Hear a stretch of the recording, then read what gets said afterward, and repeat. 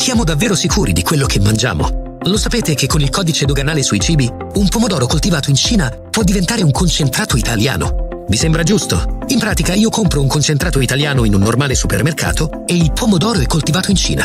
Ma è assurdo! Cosa c'è di italiano? Fermiamo il falso cibo italiano. Basta truffe. Qui si gioca con la salute delle persone. Coldiretti e campagna amica Nuoro Ogliastra vi invitano alla raccolta firme per abolire il codice doganale sui cibi. Firma la petizione in tutte le sedi Coldiretti e i mercati di campagna amica. Per mangiare genuino, per stare meglio. Elegante, dallo stile moderno, dalle 6 del mattino, pronto ad iniziare insieme a te. Caffè Noir Cocktail Bar. Momento caffè, momento aperitivo. È sempre questione di un momento. Caffè Noir Cocktail Bar. E quando il momento ti prende per la gola, la gelateria artigianale ti soddisfa con i gusti ricercati, la cremosità e la vera frutta fresca locale. E il dopo cena? Beh, è Caffè Noir Cocktail Bar. Il tuo momento. Via Monsignor Virgilio 10 a Tortolì. Allora, per prima cosa facciamo questo shampoo purificante. Ora andremo a rilassare il capello con una bella maschera rivitalizzante. E per finire, messa in piega, inondiamo di profumo. Ma certo, abbiamo pensato anche a te. Amy Beauty Air presenta la nuova linea dedicata ai tuoi amici a quattro zampe. Shampoo e balsamo per un effetto davvero wow! Acquistali da Amy Beauty Air, via Macomer 1 dietro Banca Intesa a Tortolì. 0782 62 36 84.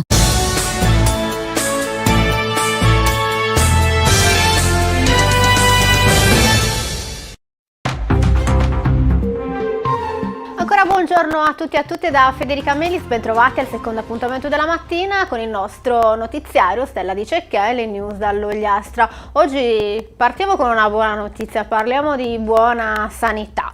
Pazienti da tutta la Sardegna per la chirurgia di Lanusei. Tra il 2022 e il 2024 sono stati oltre 800 i pazienti arrivati al Nostra Signora della Mercede da altre parti dell'isola per interventi chirurgici di diversa natura.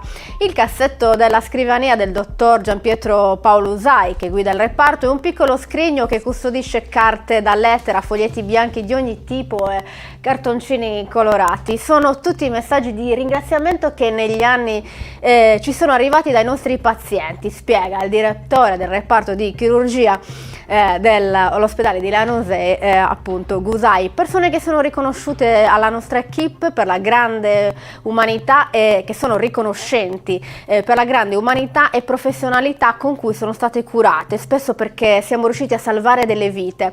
C'è la poesia in limba di zio Vincenzo Di Bitti, scritta in stampatello con le parole ben scandite da precisi tratti di penna, quasi a voler sottolineare l'importanza di ogni singola parola. C'è la lettera in inglese di Wolfgang che ringrazia per la gentilezza, nonostante la sua parentesi estiva in Ogliastra non sia stata come sperava. E poi c'è Antonella che esprime la sua riconoscenza allo staff della chirurgia perché vi siete presi cura di me prima di tutto come persona e poi come paziente.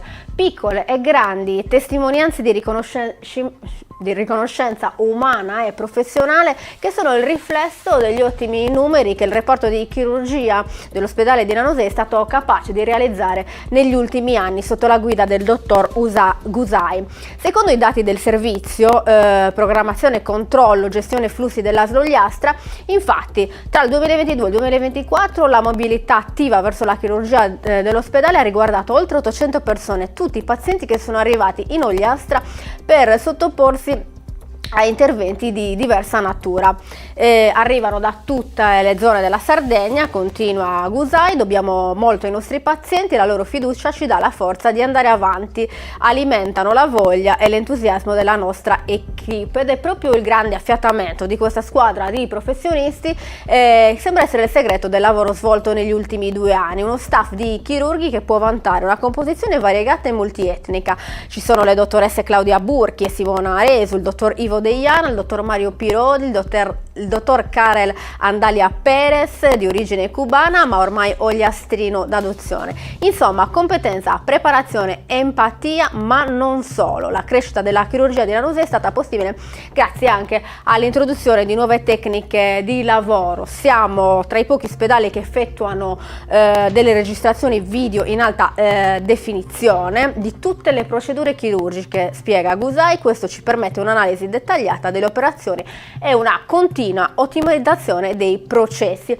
Insomma, per una volta parliamo di buona sanità e i numeri dell'ospedale Nostra Signora della Mercede di Lanusei, del reparto di chirurgia, e anche queste testimonianze confermano insomma il buon andamento finalmente dell'ospedale. Ma andiamo avanti, passiamo ora a Barissardo. La palestra delle scuole medie si rifà il look grazie a un finanziamento del Ministero dell'Istruzione di 40.000 euro, somme che consentiranno un vero e proprio restyling dell'edificio. Il sindaco Ivan Mammeli commenta: sempre su questa palestra siamo intervenute altre 2 volte per la ristrutturazione dei bagni, magazzini e spogliatoi grazie a precedenti finanziamenti ottenuti in questo caso dalla regione, mentre il nuovo finanziamento, Mammeli parla di un bando altamente selettivo, quello a cui ha partecipato il comune. Il sindaco sottolinea: abbiamo proposto al ministero un progetto di altissimo livello che ha dato i suoi frutti. Infatti sono solo 2 i comuni beneficiari in Sardegna, uno di questi è Barissardo. Adesso l'ente ha 18 mesi per portare a termine l'intervento.